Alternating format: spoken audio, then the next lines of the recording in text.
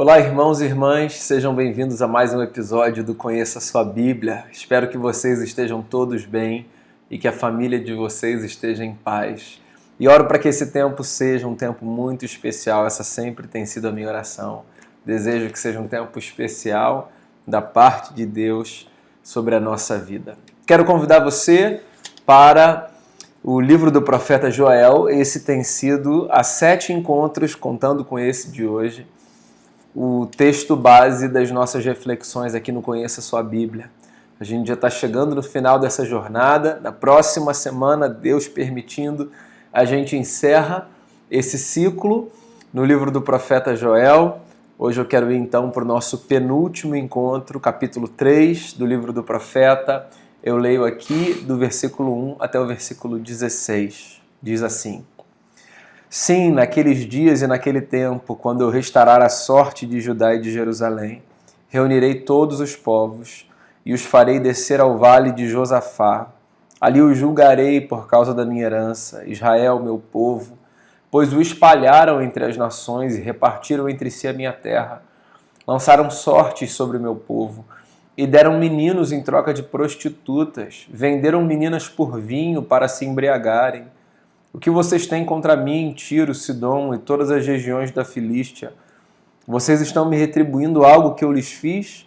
Se estão querendo vingar-se de mim, ágil e veloz me vingarei do que vocês têm feito, pois roubaram a minha prata e o meu ouro, e levaram para os seus templos os meus tesouros mais valiosos. Vocês venderam o povo de Judá e o de Jerusalém aos gregos, mandando-os para longe da sua terra natal. Vou tirá-los dos lugares para onde os venderam, e sobre vocês farei recair o que fizeram. Venderei os filhos e as filhas de vocês ao povo de Judá, e eles os venderão à distante nação dos sabeus. Assim diz o Senhor. Proclamem isso entre as nações. Preparem-se para a guerra, despertem os guerreiros. Todos os homens de guerra aproximem-se e ataquem. Forjem os seus arados, fazendo deles espadas, e de suas foices façam lanças. Diga ao fraco, sou um guerreiro. Venham depressa, vocês, nações vizinhas, e reúnam-se ali. Faze descer os teus guerreiros, ó Senhor. Despertem nações, avancem para o vale de Josafá, pois ali me assentarei para julgar todas as nações vizinhas. Lancem a foice, pois a colheita está madura. Venham, pisem com força as uvas, pois o lagar está cheio, e os tonéis transbordam, tão grande é a maldade dessas nações. Multidões, multidões no vale da decisão, pois o dia do Senhor está próximo, no vale da decisão. O sol e a lua escurecerão e as estrelas já não brilharão. O Senhor rugirá de Sião e de Jerusalém levantará a sua voz. A terra e o céu tremerão, mas o Senhor será um refúgio para o seu povo, uma fortaleza para Israel. Muito bem, capítulo 3, um capítulo que fala sobre o julgamento das nações. Eu acho que algumas explicações e contextualizações se fazem necessárias aqui, até para a gente poder entender o tipo de transposição que eu quero fazer, olhando para essa história antiga, tentando tirar as lições, então, que podem fazer sentido para a nossa vida hoje, num outro contexto. No mundo antigo, já disse isso aqui em outros encontros nossos do Conheça Sua Bíblia, no mundo antigo, a percepção das pessoas da existência de Deus ou de deuses, ela estava muito vinculada a uma relação territorial. O que acontecia era o seguinte: cada povo de cada região, de cada território, cada nação, tinha ou a sua divindade ou as suas divindades. E as divindades existentes no imaginário religioso daquela gente davam conta de proteger cada qual o seu próprio povo.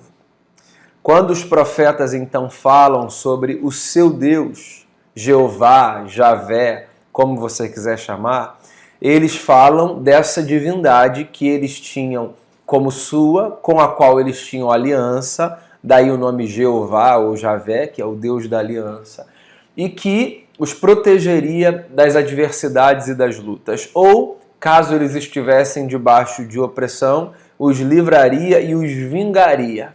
Essa era a experiência religiosa de um Deus que ou protegia, ou caso alguma coisa acontecesse, de um sofrimento causado por uma opressão de terceiro, vingaria o seu povo que tinha sido oprimido. O contexto do capítulo 3 é esse, de um recado de Deus anunciando que vingará o seu povo que está debaixo de opressão e de desgraça.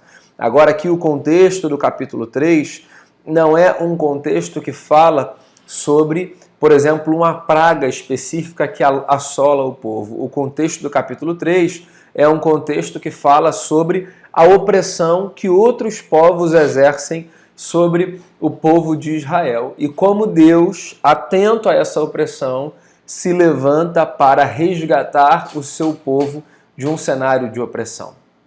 Esse é o contexto, muito diferente do nosso, certo?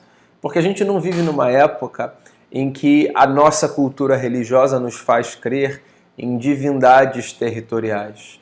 Jesus de Nazaré nos ensinou a chamar Deus de Pai e na sua trajetória, no seu ministério, exemplificou o fato de que Deus deseja abençoar outros, inclusive aqueles que não fazem parte do seu próprio povo originário. Os apóstolos, da mesma forma, a dispersão da igreja por todos os rincões do império, o desejo e a recomendação de que o evangelho fosse pregado até os confins da terra, faz com que a gente tenha outra compreensão, que é Deus não apenas abençoa um clubinho especial de pessoas que vivem numa determinada região. Deus deseja abençoar todas as pessoas da terra. De modo que se a gente ler o texto do profeta Joel de maneira literal, talvez fique difícil a gente pensar de que forma é possível aplicá-lo à nossa vida. Por exemplo, de quem Deus vai nos proteger?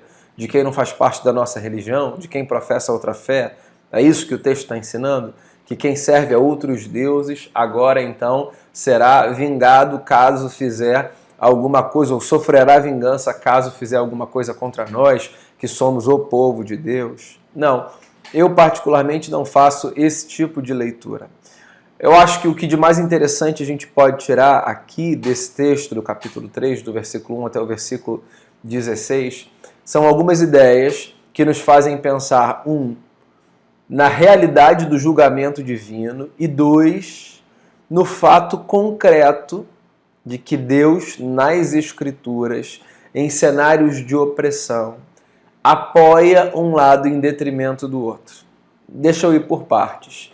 O início, como está posto no título que aparece talvez na sua Bíblia, é: Deus julga povos e nações. A história é objeto de julgamento. Pois é, Deus não apenas se interessa por aspectos circunscritos à religiosidade das pessoas. Não são apenas algumas coisas da vida privada de indivíduos, coisas que a gente chamaria de religiosas, que dizem respeito ao interesse de Deus. Deus, na Bíblia Sagrada, aparece como aquele que avalia os feitos dos povos e das nações.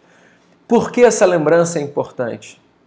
Porque ela nos leva a perceber que não apenas na individualidade da nossa experiência e da nossa vivência, mas nas nossas construções coletivas e sociais, é muito importante que nós nos pautemos de forma ética, de tal modo que, no que depender da gente, a gente contribua para a construção do bem comum. Sim, se Deus julga as nações, perceba comigo, então isso significa que o olhar de Deus sobre aquilo que acontece na história se vale de critérios éticos e morais, do que é certo, do que é errado, do que é bom e do que é mal, do que é justo e do que é injusto. Pois é, Deus avalia a história a partir dos nossos feitos. É o que o profeta está dizendo. Veja bem, eu não estou dizendo que nós somos salvos ou deixamos de ser salvos pelo bem que fazemos ou pelo mal que realizamos. Não é de salvação que eu estou falando nesse conceito salvífico espiritual que a gente aprende na igreja. O que eu estou dizendo é que a história é palco de julgamento divino, de uma avaliação baseada em critérios ético-morais.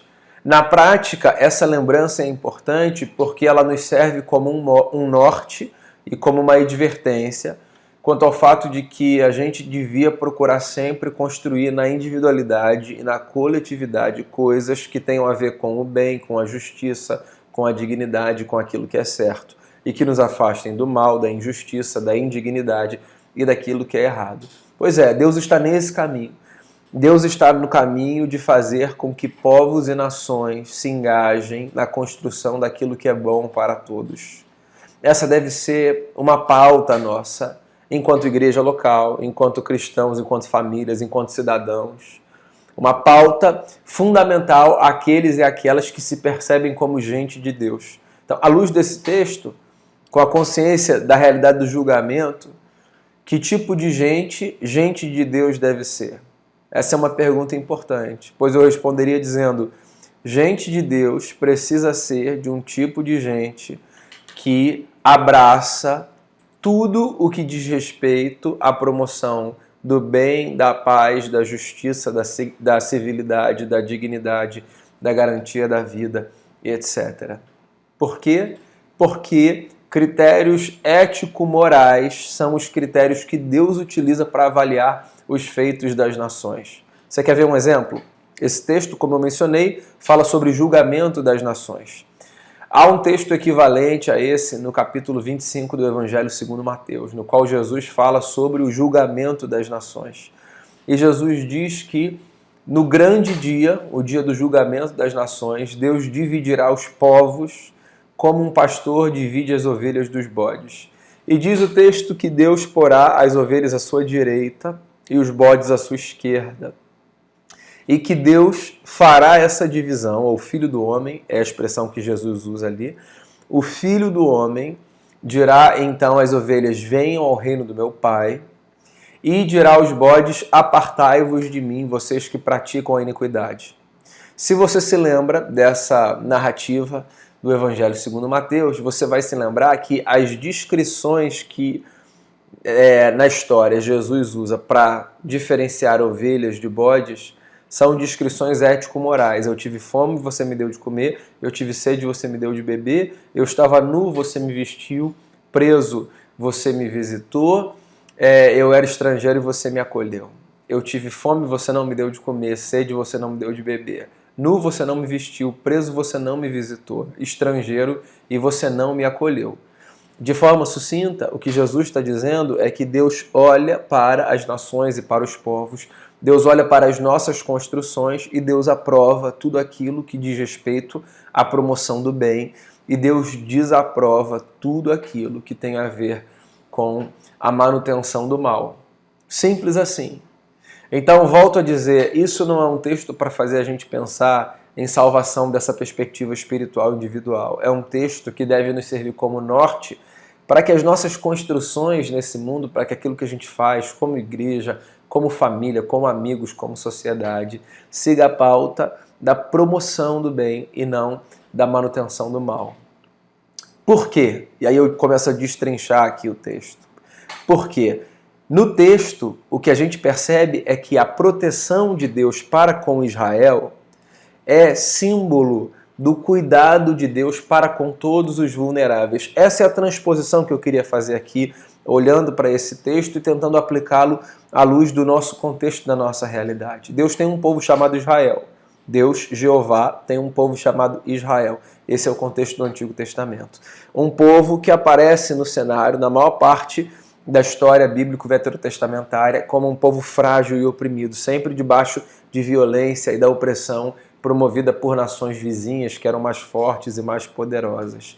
E Deus então se compromete em livrar esse povo frágil do braço forte do seu opressor.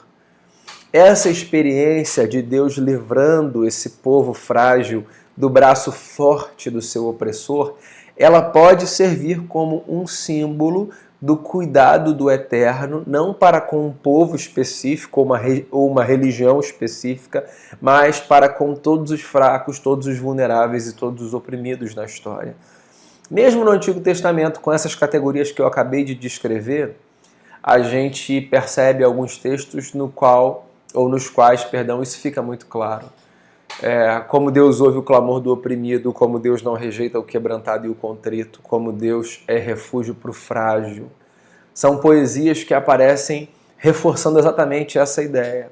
Então, a lembrança que esse texto nos traz para a nossa vida é que onde quer que haja alguém sendo violentada a partir do seu lugar de vulnerabilidade, Deus seguramente se levanta não para financiar aquele que violenta o vulnerável, mas para defender aquele que se encontra no lugar da sua fragilidade. Essa é uma lição que a gente tira daqui. O cuidado de Deus para com o Israel oprimido é uma metáfora ou um símbolo do compromisso de Deus para com todos aqueles que sofrem debaixo de violência e de opressão, a despeito de qualquer coisa. Seja essa gente uma gente que se identifica com a religião A ou B, seja essa gente uma gente que professa A ou B, seja essa gente uma gente que confessa um credo A ou B, existe da parte do Eterno uma disposição para proteger todos aqueles que Jesus algumas vezes identificou como os meus pequeninos, que não era necessariamente, às vezes ele usava isso como uma referência às crianças, mas não era necessariamente uma expressão usada em alusão às crianças. Muitas vezes Jesus a usou em alusão aos frágeis e aos vulneráveis, às viúvas, aos órfãos e aos marginalizados. Essa é uma lição que a gente tira. Em ato contínuo, a gente tira uma outra lição que deixa isso mais claro ainda. Na história, Deus muitas vezes toma lados e partidos. Sim, Deus toma lados e partidos sempre que na história a gente olha para um cenário e a gente consegue perceber nesse cenário uma divisão entre opressor e oprimido. Então, quando na história, na macro-história ou na micro-história do mundo pequeno no qual a gente vive, nas nossas relações, a gente percebe de maneira muito clara relações desiguais nas quais um oprime e o outro é oprimido, a gente precisa se lembrar que Deus toma seguramente o lado do oprimido e não o lado do opressor. Por quê? Porque o lado do oprimido é o lado de quem se encontra num lugar desejando dizer, me tirem daqui, me aliviem. Ao passo que o lado do opressor é o lado de quem se encontra no lugar de desejar, por razões diversas, manter esse sistema que o beneficia às custas da dignidade do outro. A nossa história começa exatamente assim. A nossa história começa no Êxodo, com esse relato interessantíssimo de Moisés dizendo que Deus ouve o clamor de um povo que está no Egito. Deus ouve o gemido da alma de uma gente que se encontra no cativeiro. E Deus se compromete levantando um profeta no meio do deserto para a libertação dessa gente que se encontrava no cativeiro. É isso. Essa é a história. Então, Deus toma lados. E, geralmente, muitos nos fazem querer acreditar que Deus está ao lado dos fortes e dos que oprimem. Mas a Bíblia, de capa a capa, nos dá sinais e indícios claríssimos de que Deus sempre está do lado daquele que sofre para aliviar o seu sofrimento e resgatá-lo dos ciclos de violência e de opressão. Há histórias de Gênesis a Apocalipse que nos fazem lembrar dessa verdade. Então vamos lá. O texto nos lembra de que Deus protege, porque a proteção do Eterno para com Israel no Antigo Testamento, o Israel oprimido, é um símbolo do cuidado de Deus para com todo aquele que sofre. Deus toma lados muitas vezes na história, porque quando os cenários estão estabelecidos com essa clareza de opressor e oprimido, Deus sempre tomará o lado daquele que está debaixo da força e não exercendo a força para libertá-lo e devolver a ele a dignidade que todos temos e com a qual todos devemos viver. E esse texto termina nos lembrando que Deus, o Eterno, é um refúgio para aqueles que sofrem. O refúgio é esse lugar, na mentalidade do mundo bélico, para o qual aqueles que sofrem correm em busca de descanso e renovo para as suas forças. Pois é, o refúgio era esse espaço de segurança para onde uma gente cansada ia, depois de uma guerra, depois de uma viagem, para fugir dos assaltantes das estradas, para proteger a sua família das adversidades que a vida apresenta. O refúgio. O texto termina dizendo: o Senhor é um refúgio para o seu povo. uma fortaleza para Israel. Pois é, muitas vezes na vida a gente se encontra nesse lugar de achar que nós estamos no meio da estrada, sem nenhum socorro por perto. Não tem um posto para a gente estacionar o nosso carro, não tem um sinal para a gente fazer uma chamada pelo celular e não passa uma alma viva. Não sei se você já passou por uma experiência assim. Gasolina quase acabando ou pneu furado no meio de uma madrugada, numa estrada que não tem posto, nem passa ninguém, nem sinal de celular, e você diz, e agora? Essas experiências pelas quais possivelmente quase todos já passamos são experiências que representam muito bem algumas situações da vida, nas quais a gente se sente exatamente assim. E aí vem o texto nos lembrar, Deus é um refúgio para o seu povo. A gente nunca está sozinho e desamparado. Deus orienta o seu povo para viver a partir de uma ética que faz com que todo aquele e toda aquela que se reconhecem como gente de Deus promovam o bem. Mas a gente não faz isso o tempo todo. A gente às vezes está no lugar do oprimido e às vezes está no lugar do opressor. Nós não somos essas pessoas tão lineares quanto às vezes a gente quer fazer parecer. Sempre que a gente estiver no lado do opressor, a gente precisa se lembrar, Deus possivelmente estará do outro lado nessa situação, porque Deus está do lado do oprimido e vem para resgatá-lo. E sempre que a gente estiver no lado do oprimido, a gente pode se lembrar, ainda que o mundo não esteja com a gente, Deus está do nosso lado, porque Deus está do lado do que sofre. E não apenas nos liberta de todo o mal, mas se oferece para nós como refúgio, para que as nossas forças sejam renovadas, para que a nossa esperança não se perca e para que a gente continue a caminhar. Bem, semana que vem, então, a gente termina o livro do profeta Joel nesse nosso programa do Conheça a Sua Bíblia. Eu espero você na próxima segunda para a nossa última conversa no livro desse profeta. Um grande abraço e até lá. Paz sobre a sua casa.